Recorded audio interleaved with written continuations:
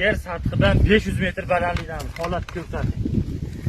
Ikkinchi shletimizning talablariga binoan bugungi yashil upakovkamiz korzinka holatda. Har bitta yarim kilolik holatida annaraz idishlarda tayyorlanyapti supermarketlarga xudo xolasa. Ilosni ham ko'rsating. Havas qilganlar bittadan like urib qo'yinglar. Mun qaranglar. Baklar tayda Allohning mo'jizasini qaranglar, mun qarang. Qalay bo'lyapti hosilda, mun qarang. Bittadan like urib qo'yasizlar. Havas qilganlar bo'lsa. Ularga boqilaman deganlar serob bilaman. Eng ishonchli kanalga obuna bo'linglar, dehqon akalarga xudo xolasa eng zo'r navlarini o'zimiz qilib beramiz ko'chatni. Bog'larini borib o'zimiz ko'rib ekib berish xizmatimizgacha bor ko'chatlarni. Eng ertagi gilos navi bahor gilosi bo'ladi. Bir dona qo'shmag'ini solganimiz yo'q. Kakbalojni zo'r kalibr holatida yetishtirib beryapmiz. Mana oddiy zo'r holatdagi kalibri shu bo'ladi do'stlar. Sog' bo'linglar, salomat bo'ling. Bitta like